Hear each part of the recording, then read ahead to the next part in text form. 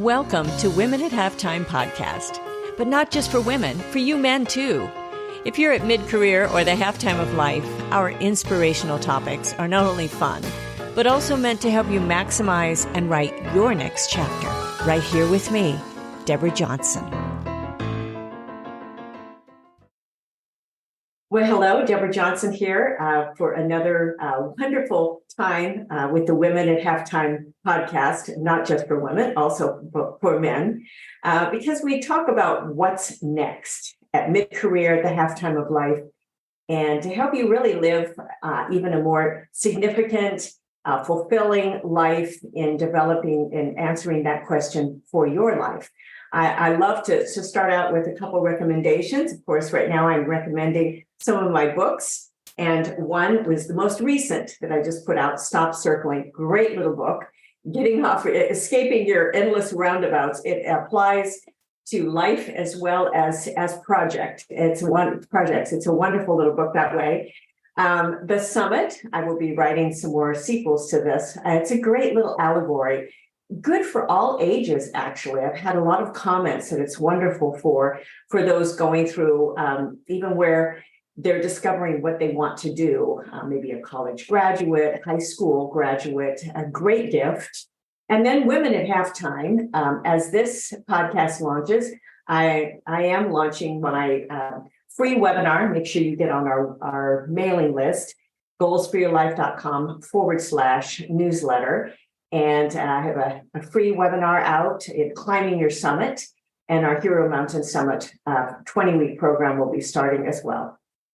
So make sure that you click into all of those. But let's get to this subject. Why would I even approach this subject of a digital God?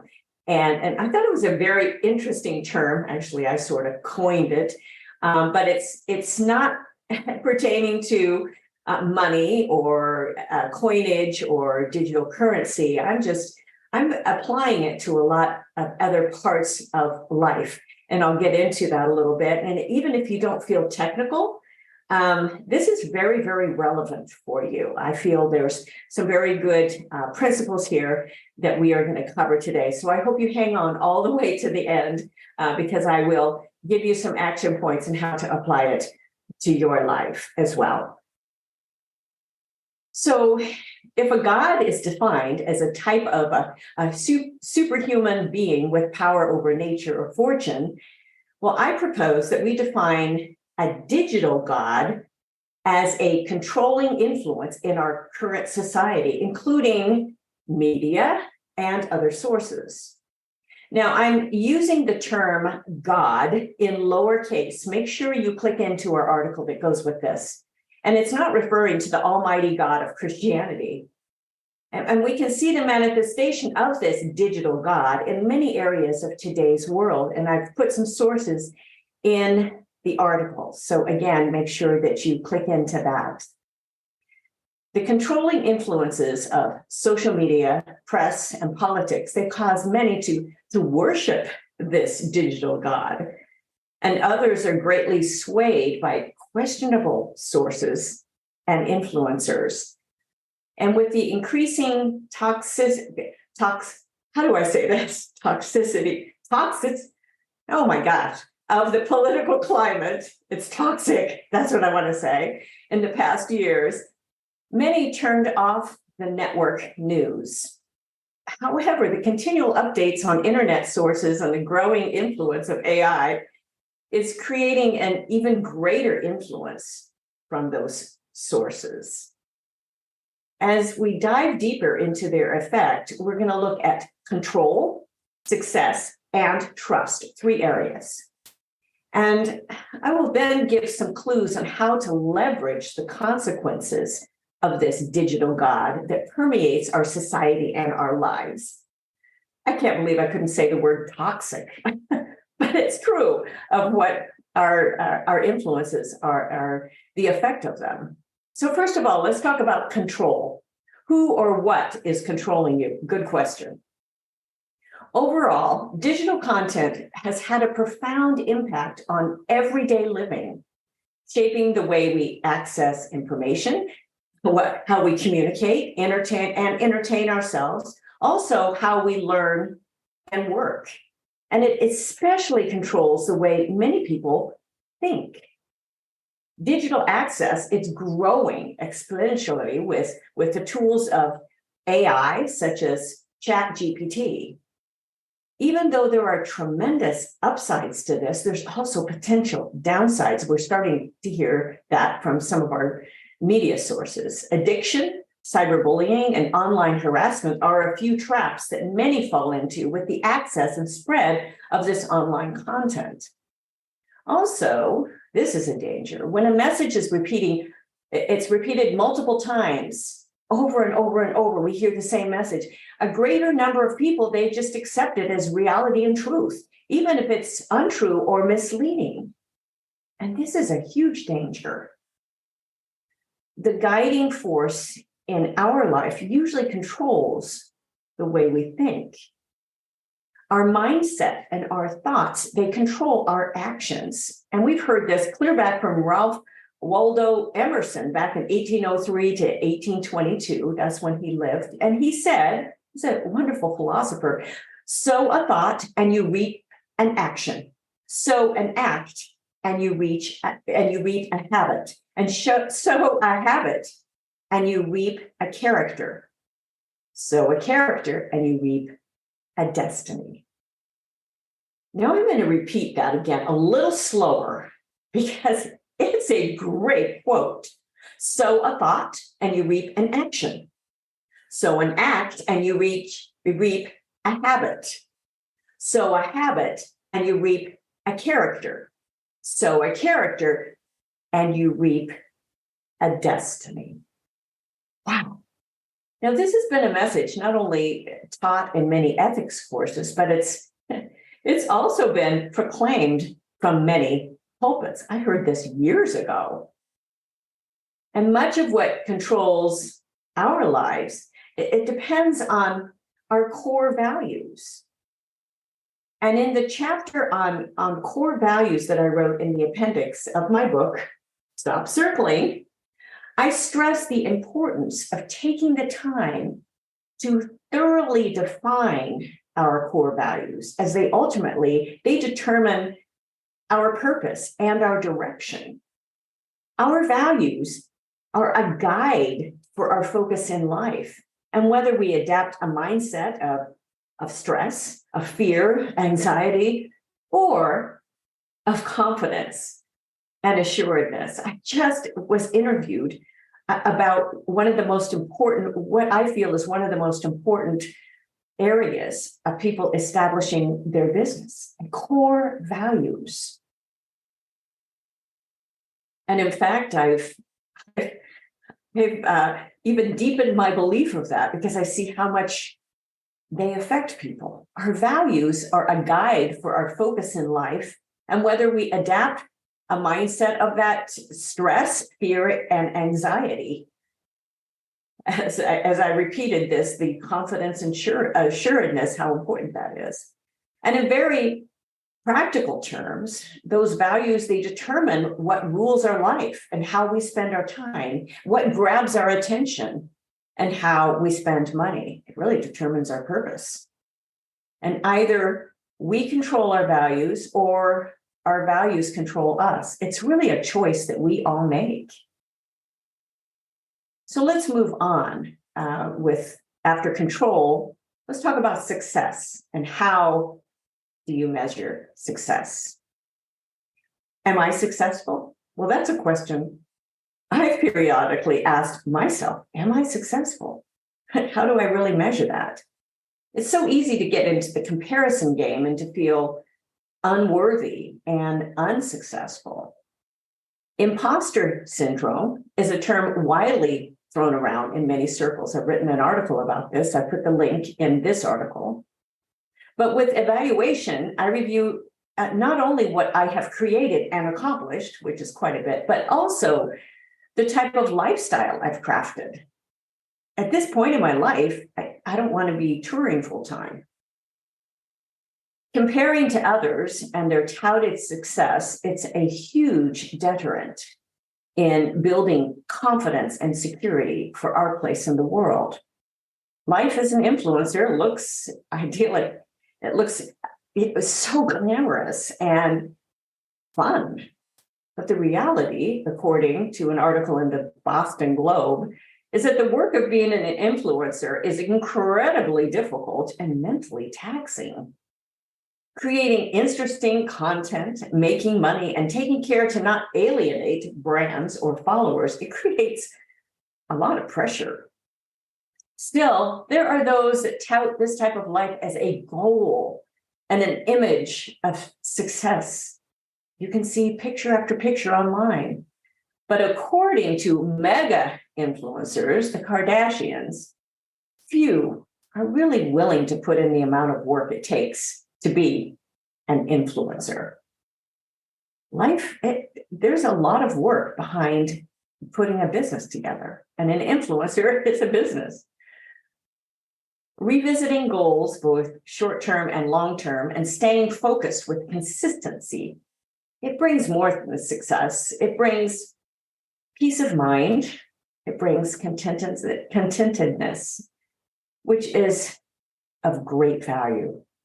So really take the time to realistically evaluate your strengths and competency and go through the core common denominator in chapter 4 in the book, Women at Halftime. In fact, at the very beginning of I told you about this book as well. There's a great chapter on your competency in this book.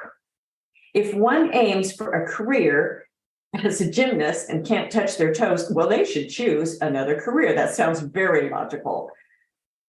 But it's a really good reminder to be real, to be sensible, and yet be willing to take calculated risks and work hard. I always suggest you can take risks, but think about them first. So let's move on. And the third area is trust. Ooh, this is a big one today. In what or whom do you put your trust? According to Fortune magazine, referring to a survey by Gallup, trust in media is so low that half of Americans believe that news organizations deliberately misled them. That's no surprise to some of us. Many of us used to get most of our news from printed newspapers or the nightly news. Remember that? But now it's blasted 24/7 on social media and multiple news stations and on talk radio. We can't get away from it. We can check on updates every day, every night, multiple times, because sometimes they make a little change and go, oh, I wonder what's new. We can listen to one host and then we can switch to another and get a totally different slant on an event. We know this too. And this is not only confusing, but it doesn't build trust in either source, right? Who can we believe? And what are the real facts? There were so many mixed messages and mandates during the pandemic that there were those that turned to an almighty God for guidance and direction. I thought this was very interesting. According to the Wall Street Journal, they ran an article that there's a surprising surge of faith among young people in Gen Z, which is age 18 to 25. And this is, in part, it's attributed to an unexpected response to the pandemic. Well, we'll see if this all sticks and what the outcome of this surge becomes in the coming years. I thought that was very interesting. Who do you trust in? Faith in a higher power or in a supreme being, it's different than putting faith in a digital God. And actually, it's very healthy. It takes the focus off to the hourly updates with some new crisis occurring multiple times every day. And it's interesting that a younger generation is starting to see through the chaos. We just hear mostly about kind of the crazies. So what are the next steps? No matter what we decide for our next steps, I believe an acknowledgement of a digital God as a controlling influence in our current society that includes media and sources of influence. It's important. We know that it's there. I propose that we periodically evaluate our source of control, our measure of success and level of trust that we are experiencing in our lives and businesses. Also, with how it influences our thinking and our values. The growth of AI is very exciting, but it's ultimately controlled by human intellect and minds, at least at this point. Using common sense, which I have an article on, by the way, make sure you click into that. Doing our homework and making decisions and checking sources should always be a part of our next steps. So I've added 3 steps of action. Number 1, define our core values. And number 2, revisit goals, both short-term and long-term. And number 3, focus on a power bigger than ourselves. A note that in the article, I do have some links to some other articles that I've written and other podcasts that you may find very, very interesting that will directly apply to this. And not to be afraid of our digital world. And if you are not tech savvy and feeling like, oh, everything's, it's going way, way too fast. Again, look at the 3 action steps of defining your core values. What is most important to you? You might have heard in the background, my phone. I have a new phone. It's so funny because I'm pretty tech savvy, but I can never get the ringer turned off. And one of our sons called, and it was important for me to take that call. He was coming home from a trip. This is our fireman son, and family is very, very important to me. And that's part of my core values that I've always kept important.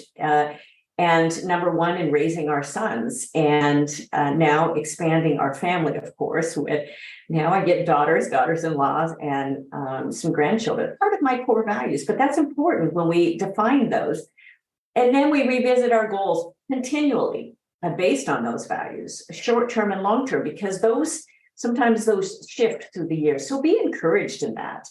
And then focus on a power bigger than ourselves. I've put the words used the words as a battery for our life for that. And in fact, I wrote about that in the book, Bad Code. That's another one of my books.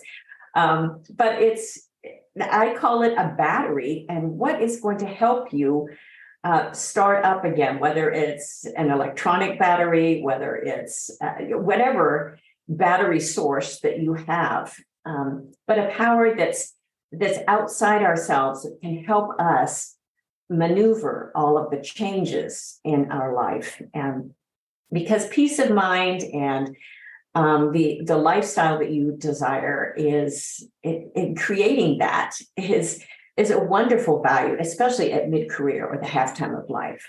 So this sort of digital influence, however you want to call it, I've called it a digital god, it's going to continue to grow. But how effective it is in influencing us is a big deal. And those are our decisions, personal decisions, on how much they're going to influence, especially our thinking. And go back to that quote again that I made with the Emerson quote, because it's a very, very good reminder that as a man thinketh, so he ends up being. It's all of that, all of those steps in between. So I hope that you spend the time just to kind of review that and look at the sources behind this article, and make sure you're on our newsletter, goalsforyourlife.com/newsletter. And I do take a certain number of live events, Deborah Johnson speaker, and you can always see music too. If you're on our newsletter, you will constantly get some of the music. I put the sheet music, different ones up. I give you different coupons and all of that. So you want to make sure you do that. So thanks again for being with me today.